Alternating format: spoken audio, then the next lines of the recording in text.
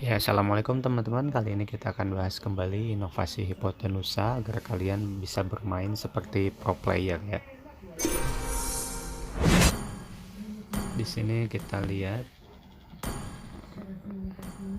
di sini kita akan lihat contoh hero core musuh itu Lancelot ya, yang katanya OP juga gitu. Kita lihat bukan masalah OP-OP-nya, tapi gimana teknik kita memandu tim untuk segera mengeksekusi base secara efektif efisien ya. Memang agak sulit tapi berhasil gitu. Kita percepat.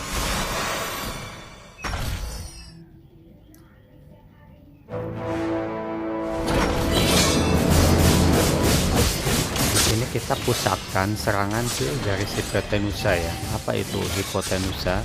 Itu garis yang menghubungkan dua base antara base kita dan base musuh gitu.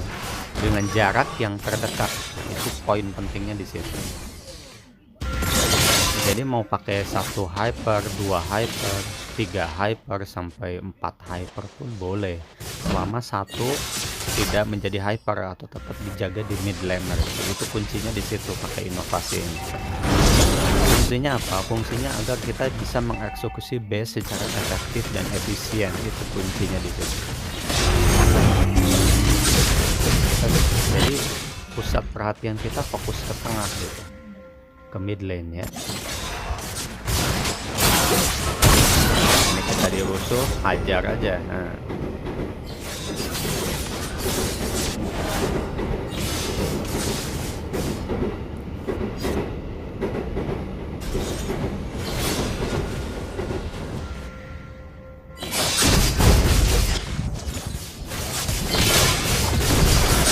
perhatikan itu kayak contohnya dulu pada season 8 Onyx itu menggunakan dual hyper, menggunakan hero Fanny dan Balmond. Itu salah ya.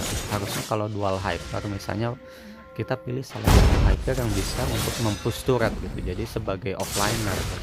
Jadi misalnya Fanny sama Argus atau Fanny sama Sun, misalnya Balmond sama Masha gitu. Jadi salah satu hero core itu kalau mau dual core itu harus pakai core yang salah satunya bisa mempush turret. Ini ada sejarah penting ya, sewaktu zamannya EVOS 2 tahun yang lalu, 3 tahun lalu, itu zamannya Aura, Jazz No Limit gitu ya. Musuhnya tuh menggunakan dual core gitu. Core yang satu carry, yang satu lagi Lunox gitu. Jadi dual core itu lawannya EVOS Esport dulu, namanya EVOS Esport ya. Mereka kalah telak gitu. Jadi base-nya EVOS Esport itu masih utuh lah, masih banyak. Sementara base-nya musuhnya ini kalau nggak salah Sport Egg ya, itu base-nya turretnya udah gundul semua gitu, karena metodenya salah dan pemilihan hero nya salah. Sebenarnya harus salah satu hero kalau mau pakai dual core atau double retribution itu, salah satu hero nya itu hero yang bisa untuk mempush turret gitu, kayak begini gitu. Jadi metodenya harus tepat ya. Jadi belum tentu kalau misalnya buffnya itu kita bagi dua, lantas growthnya juga nanti akan kebagi dua, jadi lambat gitu levelnya ya. Belum tentu juga, tergantung tekniknya di sini.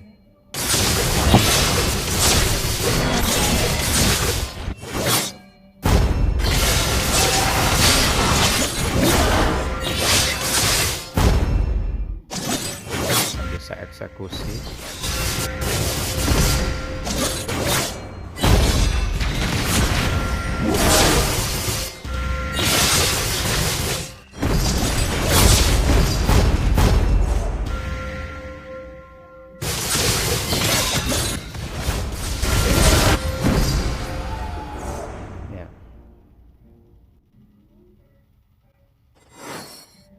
Di sini kita juga sudah hampir ini ya, poinnya tidak terlalu jauh, juga tidak terlalu jauh, karena memang lawan itu dari segi draft juga unggul ya. Sekalipun kita di sini ada satu keuntungan, yaitu ada ini ya, hero mage.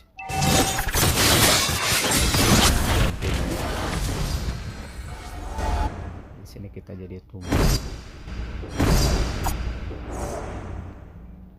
Cuman dari segi ini ya, dari segi turret kita masih imbang.